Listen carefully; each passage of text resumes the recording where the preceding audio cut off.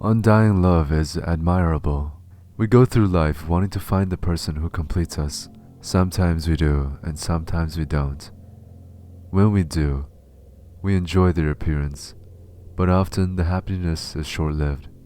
We must come face to face with reality. Death is something that is for certain. And when such a thing happens to the ones we love, we must find ways to cope with the overwhelming loss.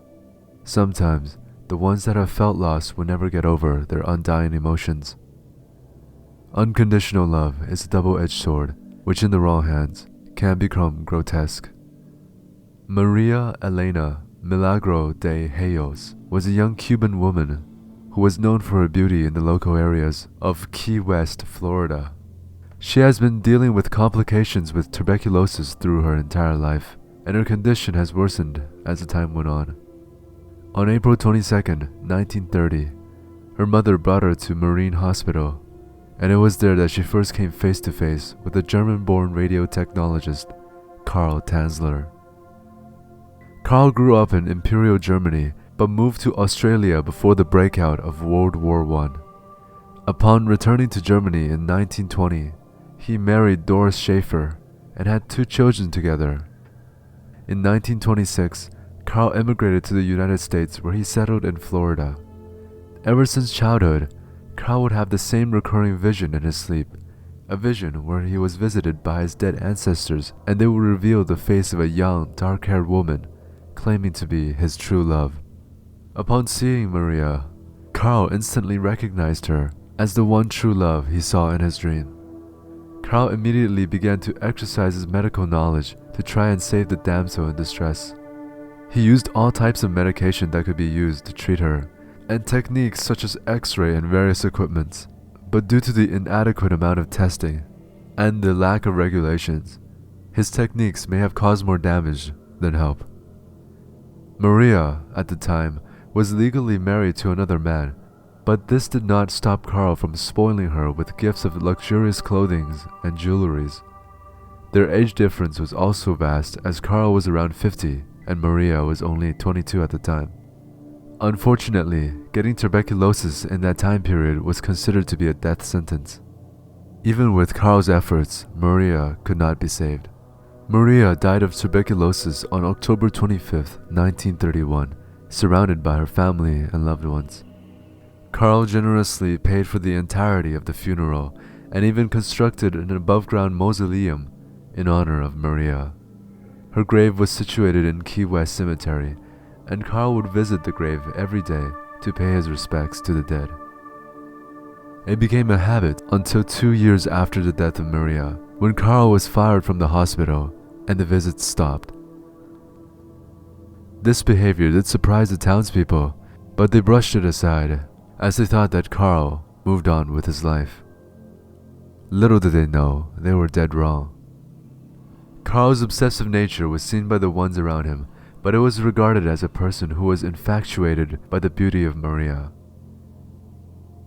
As the years go by, there were rumors flying around here and there that witnesses saw the body of Maria within the home of Karl. Maria's family first brushed away the rumors, but after nearly 10 years of such things floating around the community, Florinda, Maria's sister, had enough and decided to confront Karl at his home. It was then when the horrifying truth was finally revealed. He had indeed stolen the decaying body of Maria from the mausoleum right after he was fired from the hospital. He removed the body during the night and pushed it back home on a small little cart. As the body decomposed in front of him, he was quick to find ways to repair the body. He inserted glass eyes inside the eye socket of the skull to give Maria a more lifelike appearance. Her bones were strained together with piano wires, and her skin that was falling apart was reinforced with silk-coated wax and plaster. The hair that fell off the skull was replaced with a wig. He took out the decomposing organs, and just like a taxidermized model, Karl stuffed her body with rags and paper to keep the original form intact.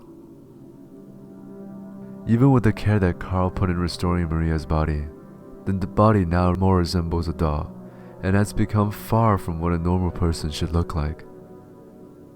Karl, however, kept his promise to his undying love towards Maria.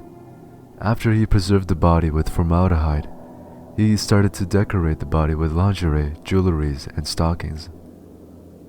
As for the disgusting odor that came from the body, he sprayed perfume and disinfectant and kept the body right next to him on his bed.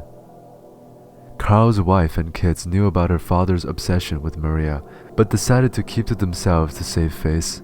Rumors started when people saw Carl dancing with the corpse through his window. When the police arrived, Carl was arrested and detained. He was not shy as to show off what he considered to be his masterpiece, the doll of Maria. The doll that was once Maria's body was examined by medical individuals, and further examination found evidence of necrophilia on the body. An autopsy was performed on the body, and a makeshift vaginal duct for intercourse was found. The body was put on display in Dean Lopez Funeral Home, where it was viewed by thousands of people, and it was later put to rest. Carl was mentally examined and was deemed physically competent. He stood trial for the charge of wantonly and maliciously destroying a grave and removing a body without authorization. However, the charge was eventually dropped as it was past the statute of limitations time period. Carl's dedication was in fact praised by the public, as he was described as an eccentric romantic. Carl left the city of Key West and settled in Pasco County, where his experience with love was documented in his autobiography. He could not be away from his beloved Maria, however, and he created a real-life effigy of Maria to spend the rest of his life with. Surprisingly, his wife was supportive of his lifestyle and took care of him as he grew older. He was eventually found dead in the arms of the Maria effigy on July 3, 1952, at the age of 75. It was reported that his body was buried alongside the body of Maria, so that the unfortunate lovers could be destined to be with each other in the afterlife. True love is undying. Whether you call it sane is up to the eye of the beholder. We are not ones to judge. Thank you for watching, subscribe, and I will see you again in the next video.